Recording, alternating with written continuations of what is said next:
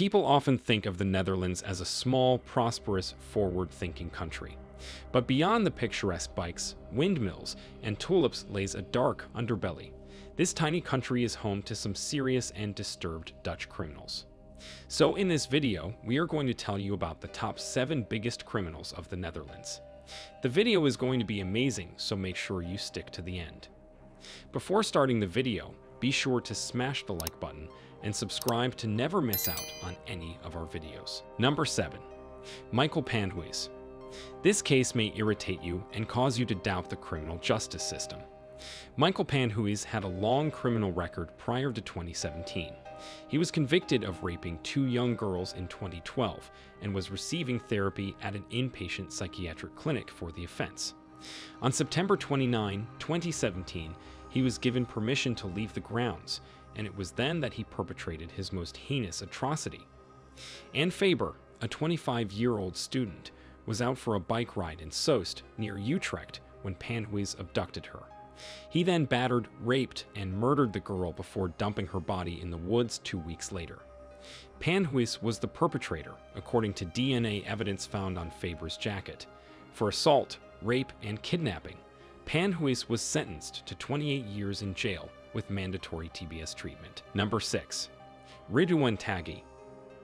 Erdogan Taghi is the Dutch-Moroccan equivalent of Walter White. He is accused of ordering at least 10 murders in the name of organized crime, and he is the purported leader of one of the world's greatest narcotics rings. He was the most wanted criminal in the Netherlands until his arrest in 2019. Taghi is suspected of organizing the murder of lawyer Dirk Wiersum, as well as the brother of a key witness in a trial against Taghi. He is also alleged to have ordered the recent murder of Dutch journalist Peter R. de Vries. Both Wiersum and de Vries were shot in the street in broad daylight. Number 5. VOLKERT van der GRAAF. VOLKERT van der GRAAF is a man who is very serious about environmental issues and animal welfare. Furthermore, he had a personal grudge against Dutch politician Pim Fortuyn, who held divisive views on Islam, immigration, and multiculturalism. Van der GRAAF decided he'd had enough of the divisive politician on May 6, 2002. He grabbed a revolver and drove to Hilversum's radio station, where Fortuyn was giving an interview. Van der GRAAF shot the politician in the head point blank as he exited the station into the parking lot and fled. Van der GRAAF's driver quickly apprehended him and kept him until the cops arrived. Van der GRAAF went through a criminal trial, and the judge laid down a sentence of 18 years imprisonment. However, he was released in 2014 on parole after having served just 12 years in jail. Number 4. Frans van ANRAAT. That is precisely what occurred with Frans van ANRAAT. Before being convicted of war crimes, he was a successful Dutch businessman. In the 1980s, Van ANRAAT founded his own corporation, which provided Saddam Hussein's regime with enormous quantities of mustard and nerve gas. In 1987, the gases were used against civilians in Iran and Iraq, as well as in the military offensive on the Kurds in 1988, which resulted in the deaths of 5,000 people. Talk about nefarious. In 1989, the United States asked that he be arrested in Italy, but he was released pending his trial and escaped to Iraq. He became an Iraqi citizen and resided for 14 years there. Number 3. THIJS. The vast majority of persons who knew THIJS thought of him as a lovely guy. He was described as a gentle, nice individual. However, the Netherlands was stunned in May 2019 when the then 27-year-old went on a murder spree in Den Haag and Limburg, killing 3 dog walkers. The brutalized body of a 56-year-old woman who had been walking her dog was discovered in the Scheveningen Bosjes on May 5, 2019. 2 more bodies were recovered 2 days later, this time all the way in Limburg.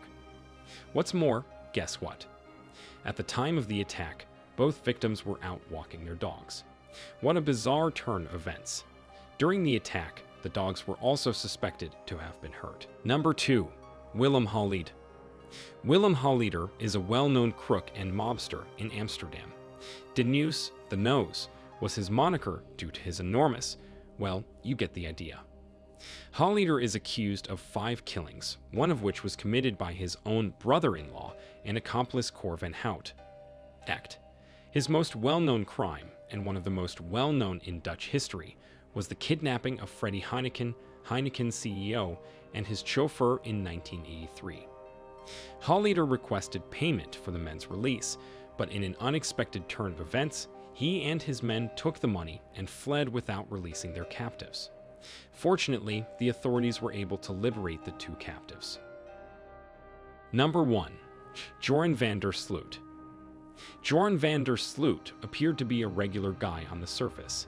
He was born in Arnhem and relocated to Aruba with his family in 1990, where he excelled in school and was a top athlete for his football team. It's time to sharpen your magnifying glass and investigate some of the most renowned criminals in Dutch history. The facade, however, was swiftly shattered. Van der Sloot was designated a key suspect in the disappearance of an American girl named Natalie Holloway in Aruba when she was just 18 years old. Van der Sloot was the last person to see Natalie, but the problem was that her body was never found. Therefore, Van der Sloot was never charged. Let us know your opinion in the comment section below. This was all for today. Hope you liked the video. Do not forget to subscribe to our YouTube channel. Stay safe, and we will be back soon with another video.